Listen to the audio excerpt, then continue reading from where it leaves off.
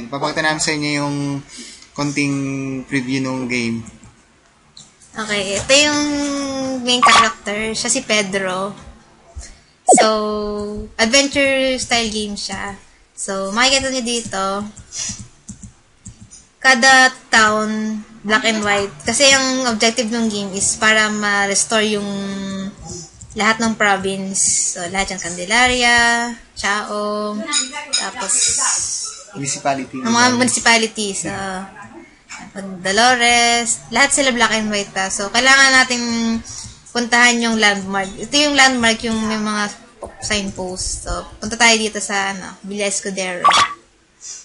Ayan. So, black and white pa rin siya. So, hanapin natin yung hanapin natin yung mga ganyan, yung mga jewel. Tapos, ito kasi yung tatanungin natin. So, para pabalik ang bayan, kailangan dumaan sa pagsubok. So, pwede ka munang cancel, pwede mong tanggapin na yung para ma-restore mo yung, yung lugar. So, ito yung quiz. So, sasample na namin kayo.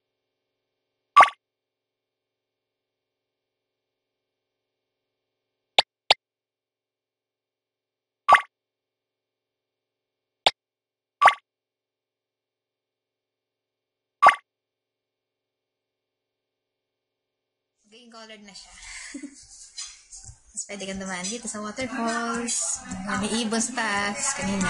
Pakita mo lahat yung mga lights na yung mga nakasave. Tapos pwede kang mag-save. Kasi marami na ako save dito. Yun yung pwede kang mag-save ng... Kasi may nag-save ako rito madami for beta testing. So, balik. Yan. Tapos, nandito tayo sa taas, sa Dolores. Ganun din, mayroon din siya mga...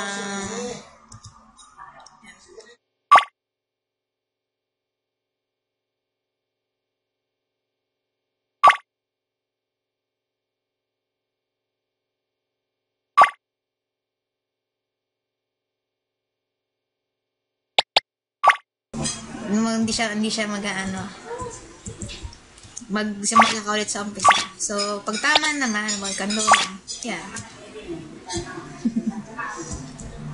Break ulit tayo sa baba. So, dito sa kabila. Candelaria. Pwede ka mag-skip ng town. Pwedeng sa next town ka na sa Ayaya. Or pwede mong iwan ulit. Pwede kang bumalik din sa ibang town. So, na particular order, kahit alin ang unahin mong restore na town. San Antonio muna. Sige na. Sana abangan nyo itong Restore Project Restore Quezon sa April. Sa April na? Mga first or second week of April, marirelease na to. Sige, salamat. Salamat! Yan.